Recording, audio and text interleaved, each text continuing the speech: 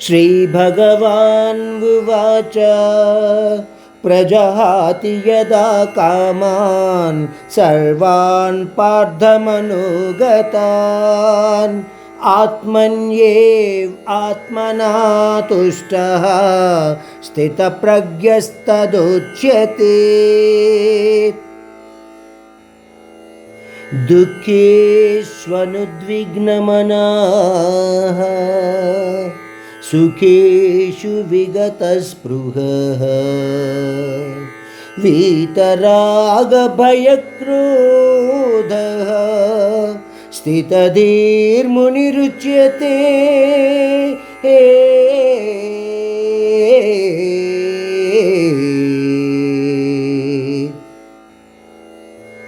सर्वत्रानभिस्नेहः तत्तत्प्राप्य शुभाशुभं नाभिनन्दति न द्वेष्टिः तस्य प्रज्ञा प्रतिष्ठिता।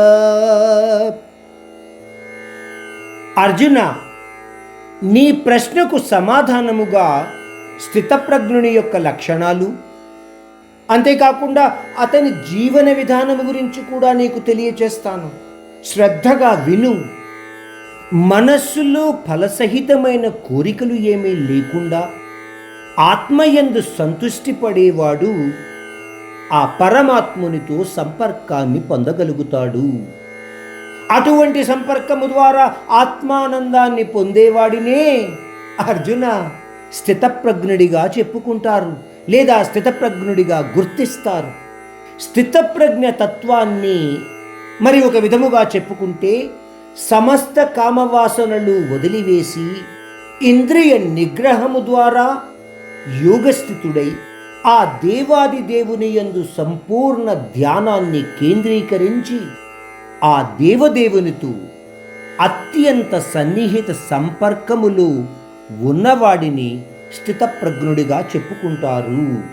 పరమాత్ముడు స్థితప్రజ్ఞుని యొక్క లక్షణాలను తెలియచేస్తూ అంటున్నాడు, అర్జున, అతను సుఖదుఖాలను సమానముగా భావించి ఎటువంటి వికారాలకు లోను కాకుండా మనస్సుని బుద్ధిని అదుపులో ఉంచుకుంటాడు. మనస్సుని భౌతిక మోహమాయల నుంచి దూరముగా ఉంచి అర్జున శరీరములోని ఆత్మను గుర్తించి శరీర వ్యామోహాలను త్యజించిన వాడై ఉంటాడు. అంతేకాకుండా రాగము, భయము, క్రోధముల నుంచి దూరముగా ఉండాలని ఒకే ఒక ఉద్దేశ్యముతో అర్జున కామసహితమైన కర్మల నుంచి దూరముగా ఉంటాడు. అటువంటి వ్యక్తి క్రోధాన్ని నిగ్రహించుకున్నవాడై ఒక స్థితప్రజ్ఞుడిగా పరిగణింపబడతాడు అర్జున.